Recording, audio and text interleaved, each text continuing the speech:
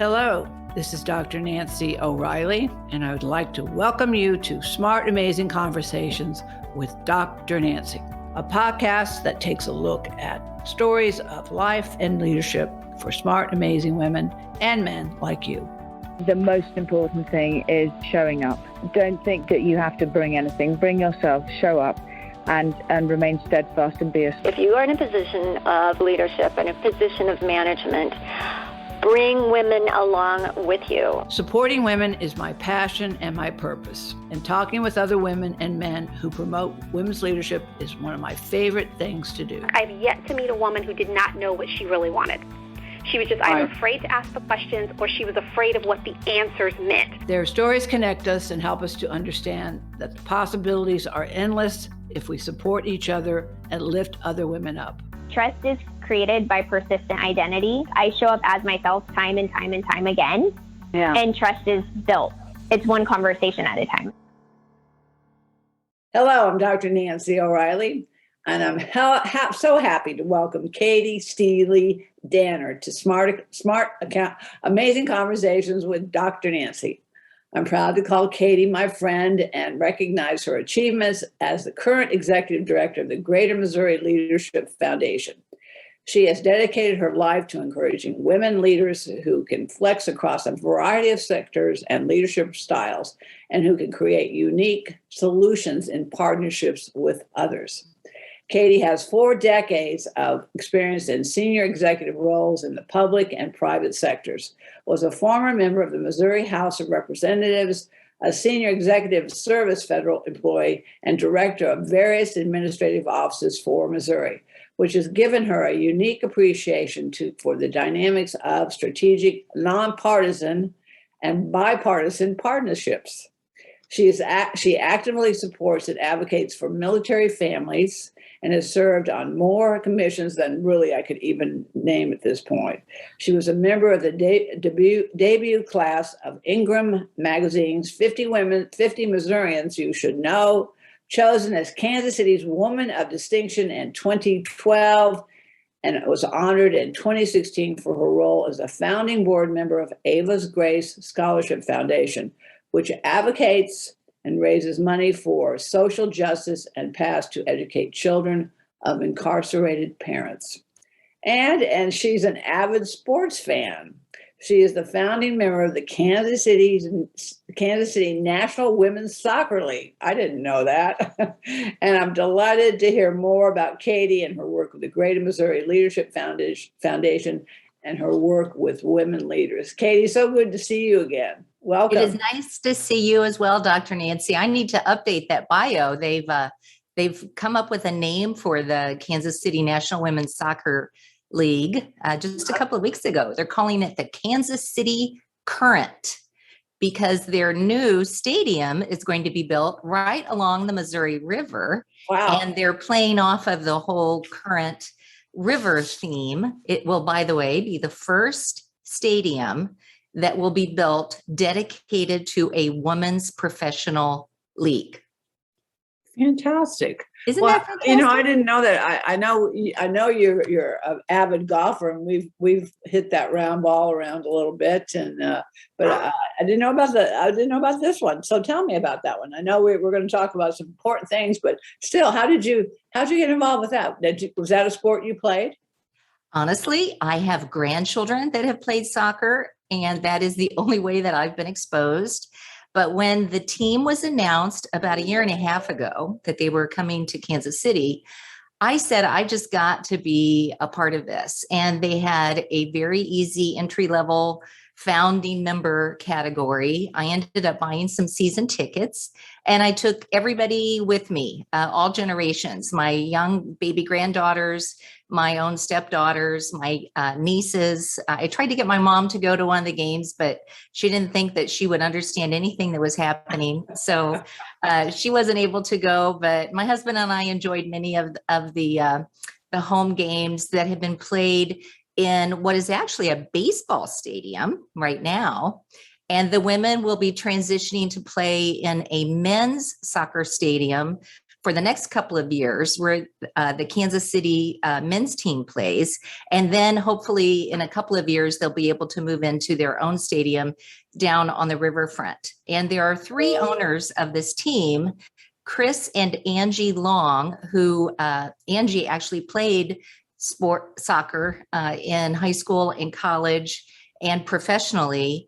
And then Brittany Matthews is the other co-owner of the team. And many people may know her as the fiance of the MVP, Patrick Mahomes, from the Kansas City Chiefs. So they have made a wonderful contribution and a commitment to the community here. And it's really been my pleasure to support them and share and learn all about soccer. Those rules I didn't know anything about. Yeah. Well, soccer has just continued to be such an amazing sport in the United States. It was traditionally not, but now everybody plays soccer. But that was one of the only sports I did not play. I played field hockey, basketball. I played everything because I went to a girls' college. So, they kept you busy by making sure that you were eating all the time and that you're playing some sport to keep you busy. So anyway, soccer was one I did not participate in, but congratulations. Again, women's sports we know that women that are in sports and team play and have teams and work on teams are actually end up being very, very good women leaders and good spokeswomen for other women. So that's fantastic. I think that's a wonderful way for your granddaughters to really learn about women supporting each other. So fantastic. And the grandsons too, they've enjoyed it as well. So it's been really fun to share. Absolutely. Yeah. But, like I said, women supporting each other is so very important. But let's talk about you, because this is personal. I think, someone such as yourself, you're extremely accomplished, you're bright, you're intelligent, you're extremely attractive. Women sometimes will look at other women, especially women that they think are more successful than themselves, and think it must have been so easy for them to be who they are. But we all know that we have our paths and our journeys that we take to become who we are. So tell me just a little bit about the Katie that I've gotten to know, the friend I know. Well, I'm really happy to be in this space in a professional capacity now. I actually have been advocating for women to be at the table, truthfully, through my whole life. I think sometimes some of my leadership opportunities came my way because I was tall very early growing up, right? So the teachers would look around the room and say, who should I put in charge when I have to go down the hallway and make sure the kids don't act up? Oh, Katie, can you watch the rest of the kids in the class, in the second and third grade, that type of thing. Yeah. And I had some younger sisters too, that I was a big influence in helping to raise them. But I step into leadership positions really because I have an opinion. And as people who know me know, I like to express that opinion. And sometimes I look around and I see others that maybe are not stepping to the table, looking for opportunities to walk through that door. And I've just been handed a number of opportunities to do that. Way back in the 80s, when I was working in higher education in North Missouri, I was living and working in Kirksville and was working in the admissions department for what was then Northeast Missouri State University, is now Truman State University. The incumbent state representative decided to run for higher office. And so that opened that seat. And I was a young woman at the time of 27, and I had never been to Jefferson City. And I went to Jefferson City and filed for office for state representative because 3 other people had gotten in the race, by the way, 3 other men. And I didn't think any of them would do the job as well as I could. And so I just stepped forward. I made a deal with the president of the university and said, hey, I want to do this. I feel like the timing is right. If I lose the primary, which would have been in August of 1988, then you can go ahead and bring me back on campus. I took an unpaid leave of absence. But if I win the primary, then I'm going to go on and win the general election, I hope. And you can go ahead and fill the position. And on November 8th of 1988, I won in Adair County, which was really kind of the swing county, by, get this, 8 votes. And I went on to win in Schuyler County, which was the district at the time, by about 330 votes. So I was referred to as the landslide candidate, right? Every vote counts. And I was able to serve 3 terms in the Missouri House of Representatives. And again, I was a young woman and had the opportunity to get to know the state of Missouri in a way that without that experience, I never would have learned the vast diversity, opportunities, and frankly, the challenges of the state of Missouri. Yeah. Well, and women in politics, I mean, that definitely gives you a whole different perspective on what's going on. But again, finding and making sure and helping other women to get a seat at the table is what it's about, using their voices and seat at the table.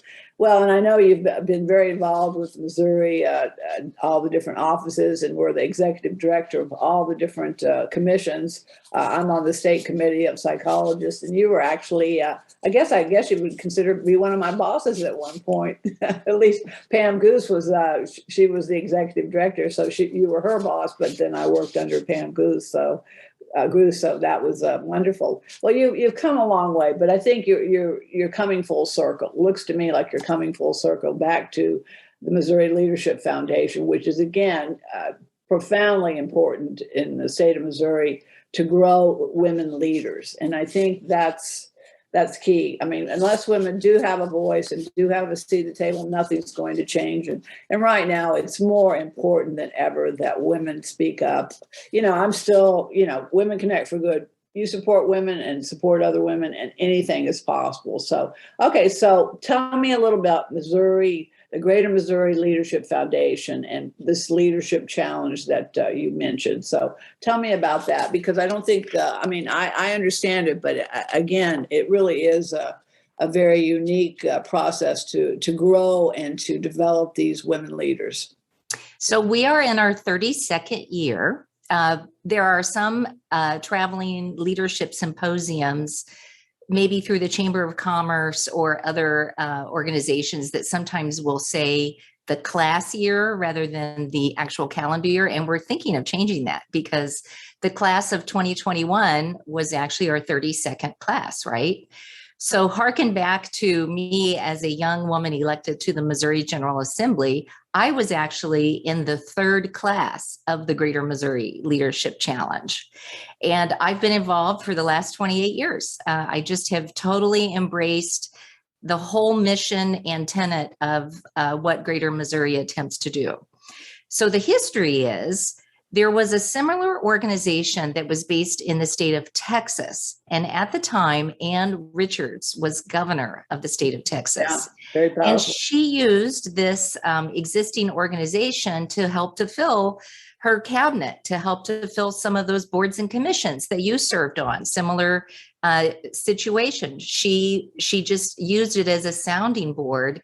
And many of the women that were involved in the program at that time, called Leadership Texas, and it still exists, were transferred. They were working for AT&T, or actually Southwestern Bell, Southwest Airlines, and they were transferred to St. Louis from Dallas.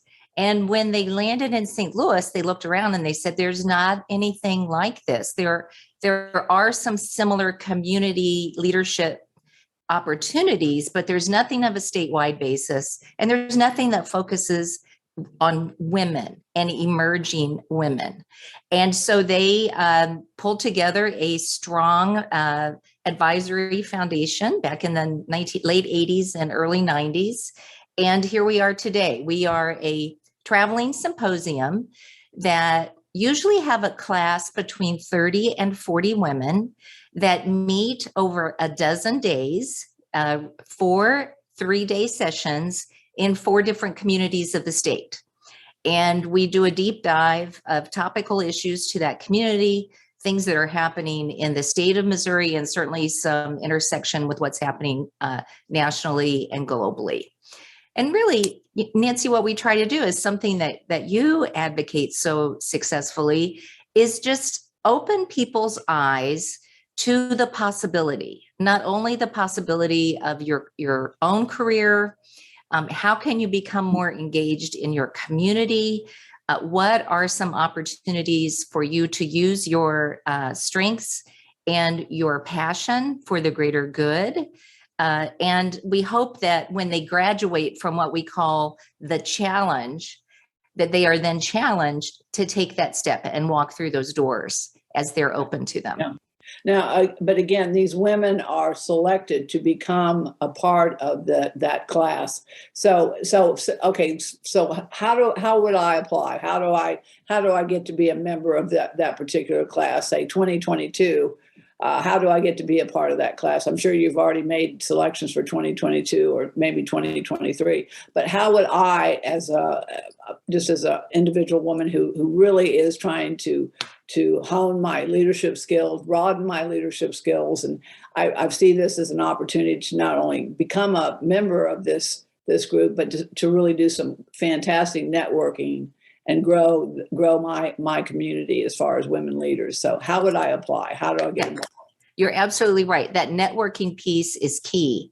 And we are a referral-based organization. So because we've graduated 32 classes, we have over 1,000 alumni from across not only the state and not only the country, but internationally. We have many women that are working with large corporate firms that are, currently based in Brazil or Germany, England, et cetera.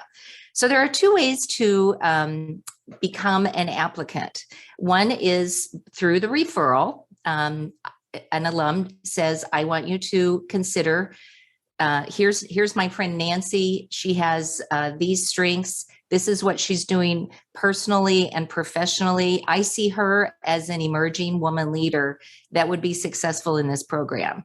The other way is to self-nominate, to say, I'm really interested in learning more about the state of Missouri. And frankly, because of the event that you helped to sponsor down in Springfield, we have a number of women that have self-nominated from that community and the surrounding Southwest Missouri community that learned about us through the Business Journal or just through some social media of that particular event.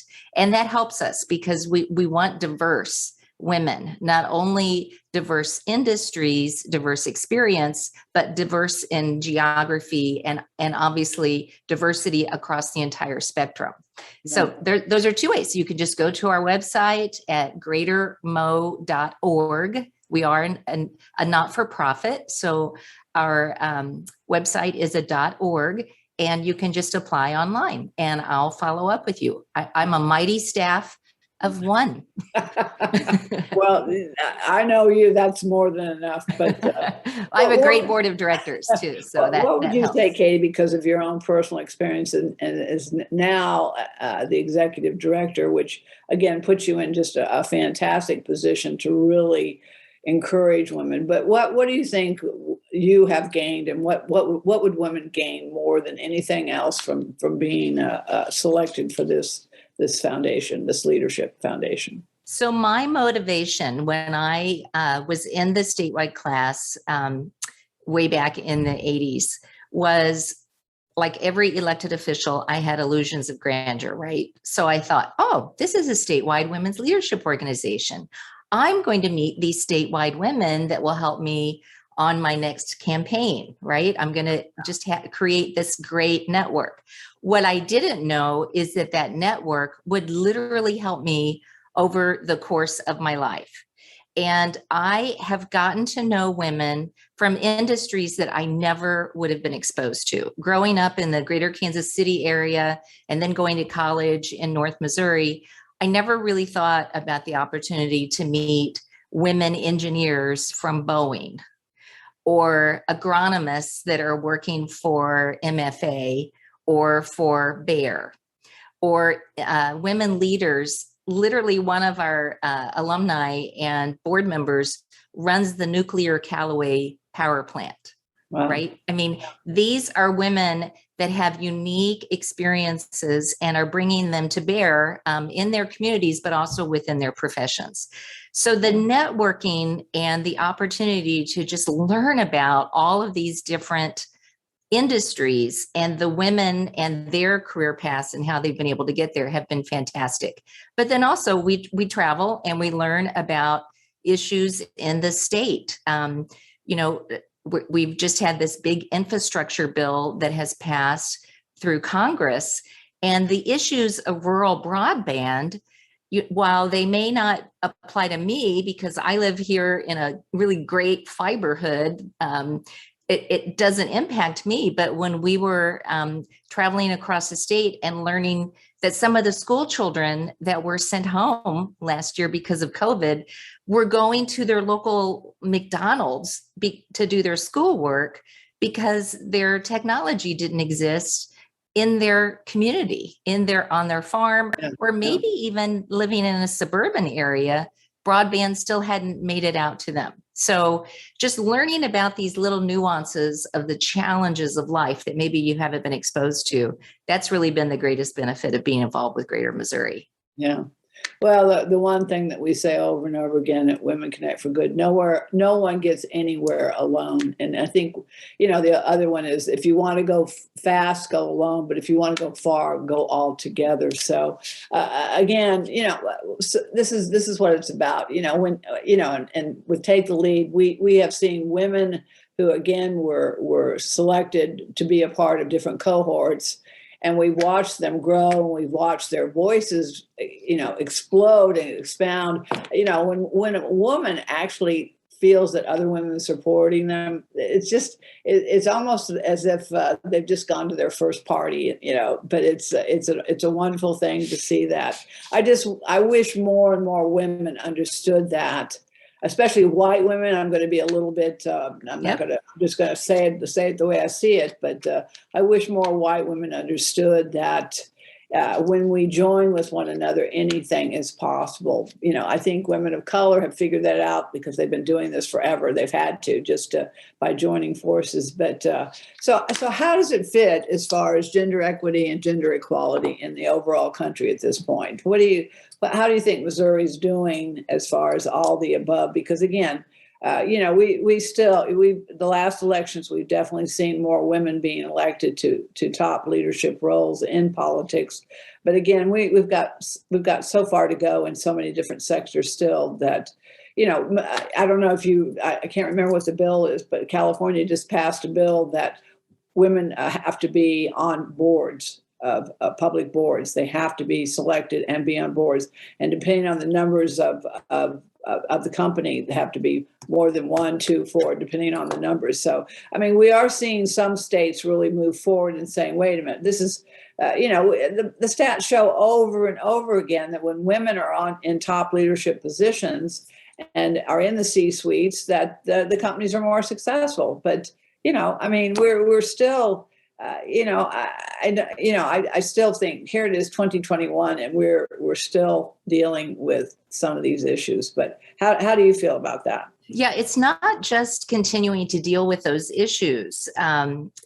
This COVID situation, the pandemic is really taking a toll on women in so many different ways. Yeah. And you asked, where are we in Missouri? We actually partner with an organization called United We. It's actually the Greater Kansas City Women's Foundation. They've renamed themselves. And we've worked with them for many years to try to get more women appointed to local offices, local boards and commissions, but also to sort of do some evaluation. And they've got some great statistics about how far we need to go. We're also sort of challenging this sandwich generation issue, right? We're taking care of children. We've got all of those parenting responsibilities. And in far too many cases, we're also taking care of our aging parents or caregivers, step parents, grandparents in some cases. And all of those burdens are falling on women's shoulders. And it just becomes a little bit untenable. And we're finding that as people are dipping their toes back into a workplace setting, going back into the office, oftentimes the men are getting advancement to go into the office because the women are still having to do that caregiving role, right? And for better, I think, people are embracing the opportunity that you can be a good and qualified and dedicated employee and work from home. Remember a few years ago, this national debate about can we trust our employees to work remotely? Well, the good upside of everybody being isolated is, yes, you can do that. It takes a little bit more work. It takes a little bit more strategy, sometimes a better communication system. But women have a long way to go. The state of Missouri is not as progressive in even thinking about, let's make sure that we've got the percentage of population appointed to boards and commission. The state of Iowa has had a law in the books for over 25 years that whatever the percentage gender of the state is, has to be that makeup on their boards and commissions. Right. And we have many boards and commissions that are all white men. And it's sometimes because those are the ones that raise their hand, right? Yeah. We tend to be, and gender specific women, we tend to do this, and you do a good job trying to eliminate these barriers. But we want to make sure if there are 10 categories that you have to fit to apply for these roles, we want to make sure we fit all 10, right? Where the men will step forward if they meet 3 or 4 or 5, right? Yeah. So we try to share that message. Let's empower each other. You may not have all of that history or background, but you'll learn it. And we're going to help you along the way as you do. Yeah. Well, women need to learn to negotiate and need to understand that they're walking in with just as many talents and abilities as any other gender. I mean, that's the whole point. But yeah, the COVID has not been anybody's friend. And there are women that have left the workforce, and many are not returning. And so because of the lack of childcare and the lack of flex time and, companies, but this is, to me, it seems like this is an opportunity for so many women that can really, because there's many companies right now and corporations that are really struggling to find people to come to work for them that have the skills that they need. But again, I think if women are negotiating better about not only their salaries, their benefits, but how they work. Katie, I'll be honest with you. I really don't, I have no desire right now to put on a suit and go to a meeting. I've actually enjoyed the Zoom meetings. I mean, you get so much more done, and it's so time, the time and the energy that you save is such a cost saver that if women understood that, they would, they could go into companies and say, I really want to work with you, but here's the best way that I work, and bring in the ideas. But of course, women have to continue to grow and develop skills that continue to give them the opportunities to get those jobs. So, right. But what's really holding women back in Missouri then? What's the pros and cons? What would you say? Well, I'd say some of it is a direct relation to some of the people that are in leadership positions. And some of that is just the nuance of politics, right? I mean, divisiveness sells, and you speak to your base because you want to turn out votes, et cetera. And unfortunately, that is just the way of the world at this time. So there are organizations that are trying to coalesce and, work to break down those barriers.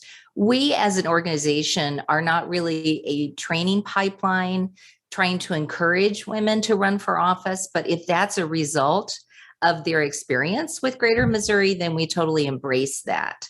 There are different ways to stepping forward. I mean, not only can you step into the political arena, maybe you can write a check to somebody that is running for office that has the similar attributes that you're looking for, that is looking for family programs that are going to enable women to be advanced within their careers. Just look around you. What's happening at school board meetings now, right? School board positions are becoming really important as more and more parents are taking an active role and becoming very opinionated about some of the decisions that are being made. Well, that's always been the case. It's just now becoming more aware to individuals how important these types of local positions could be as well, right? Yeah. So I just feel like there are many different ways for people to step up to power. And we just finished our 4th session for a combined class of the 2020 and 2021, because of COVID, we did some things virtually, and we wanted them to have the immersive experience. And Gwen Mizell, who is a leader within the Ameren Corporation, talked about not only has she been a leader and chosen to move up because of her education and advancement, she's also stepped onto a corporate board. And again, there are many, many opportunities for women to have a seat at the table within the corporate sector. And so we've done some of that in the past as Greater Missouri. We're going to be looking at trying to help a bit more with that, because many of the women that are alums of our program would be perfect candidates to have a seat at that corporate board table too. Yeah. How many people did you say have graduated? You said there were 1,000. Yeah. How many? Yeah, we have over 1,300 graduates. Women have graduated, so that's quite the network. And again, the referral, as you said, the collaboration and the support that women can get from being a member of this foundation, this Greater Missouri Leadership Foundation. I mean, there are endless possibilities. So tell me a story of just one woman right now who you would say is kind of an example of the positive parts of being a member of the Greater Women's Leadership Foundation. Do I have to limit it to just one? Well, no, I'm kidding. One that comes to mind. One that comes to mind. There are many. You're an example. I mean, I'm looking at you, and you're definitely an example. But just one. How about a young woman that just again has blossomed and grown because of this leadership program? So there are two very recent examples. The first is probably one of the youngest members that we've had in the class. She started as a 24-year-old. She has since had a birthday. So she's 25. She actually is a Bosnian refugee that resettled in the Kansas City community when she was 5 years old. So she's an American citizen. She and her family have been living here for over 20 years. But while we were at the session in St. Louis, we went to the International Institute and actually helped as a volunteer activity to put together packets for the incoming Afghanistan refugees. And Fatima is her name. Fatima had done some work knowing where we were going. And she found out that the location that we were going to was actually the largest Bosnian refugee resettlement in the United States of America. People don't know that history. St. Louis has actually welcomed more Bosnian refugees than any. And so she was sharing that story with us. We were there learning about what the International Institute does, learning about their challenges and how they try to help people, within the time frame when they come to the United States. And of course, it's very topical now because of the Afghanistan refugees. But Fatima pulled up a photograph of her sponsor family when she came to the United States as a 5-year-old. Wow. And I looked at the photo and I said, well, this is really interesting. And who are these young girls that are in this picture? I mean, one of these is obviously you. And she said, yeah, and one of them is my twin sister. And I said, I had no idea you had a twin sister. Where is she? Well, Fatima actually works for the city of Kansas City, Missouri. She actually staffs one of the leaders, the mayor pro tem within the city of Kansas City. And she's been able to take her Greater Missouri experience and talk about how homelessness and partnerships with corporate America working to help fill hunger needs as we looked at rural Missouri, all of those things play into some of the public policy that the city experiences. But she also shared that this family that sponsored her were a Christian family. And not many people really knew that Fatima, being a Bosnian, is actually a Muslim. And she said, it's easy for me to acclimate because I'm white-skinned. I don't wear anything on my head. I don't wear any what you would call costuming, some people say. So looking at me, you think I am just an American citizen, but I'm actually Muslim. And when we came to the United States, this Christian family adopted us and took us to like a Christmas play that they had at school. And we just thought it was amazing. We'd never seen a Christmas tree before. They had this fake snow and we couldn't figure out really what that was, et cetera. And so she talked just in a safe space with the other women in the class about her experiences. And people were able to say, you know what, I've never really thought about it that way. She really has a unique story to tell, and think about where she'll be 28 years from now from that very early leadership experience, and how she's been able to raise her hand and step into the arena. Yeah. Well, and that's, again, the friendships and the amazing community and network that you're making, because there's many stories, I'm sure, that women, and that's why I always ask the story, how did you get to be you? But when we share where we come from and who we are, there's always a wonderful connection. Well, Katie, this is a wonderful program. I wish we could talk more and more about it, but we want to get people more involved in Missouri with this leadership opportunity. So what do they need to do to learn more about, say, I want to be an applicant. I want to refer myself. I want to be a member. So how do they do that? Yeah. So obviously you can check out all kinds of information on our website. Also follow us on social media. We have a very active LinkedIn page and a fairly active Facebook page and Twitter. So not only will you find out a little bit about what's happening, you'll be engaged with some events. So now that we're all meeting together in person again, or we're just doing some online things, we invite people to come and join us and get to know the greater Missouri story through any of those types of events and activities. So we welcome you to check us out.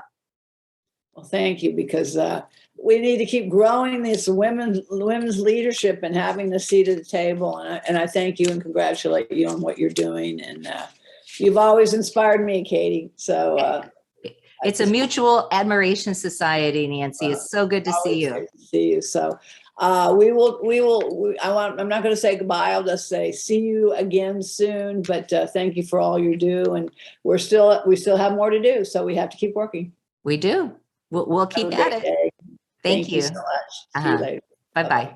Wonderful program. I wish we could talk more and more about it, but we want to get people more involved in Missouri with this leadership opportunity. So what do they need to do to learn more about, say, I want to be an applicant. I want to refer myself. I want to be a member. So how do they do that? Yeah. So obviously you can check out all kinds of information on our website. Also follow us on social media. We have a very active LinkedIn page and a fairly active Facebook page and Twitter. So not only will you find out a little bit about what's happening, you'll be engaged with some events. So now that we're all meeting together in person again, or we're just doing some online things, we invite people to come and join us and get to know the greater Missouri story through any of those types of events and activities. So we welcome you to check us out. Well, thank you, because we need to keep growing this women's leadership and having a seat at the table. And I thank you and congratulate you on what you're doing. And you've always inspired me, Katie. So it's a mutual admiration society, Nancy. It's so good to see you. Good to see you. So I'm not going to say goodbye. I'll just say see you again soon. But thank you for all you do. And we still have more to do. So we have to keep working. We do. We'll keep at it. Day. Thank you So much. See you later. Bye-bye. If you enjoy these smart, amazing conversations, please subscribe, rate, and review them on Apple Podcasts, Spotify, Amazon, or wherever you listen to your favorite podcasts. And read and enjoy more amazing stories in my books, In This Together, How Successful Women Support Each Other in Work and Life, and Leading Women, 20 Influential Women Share Their Secrets to Leadership, Business, and Life. Thank you for listening.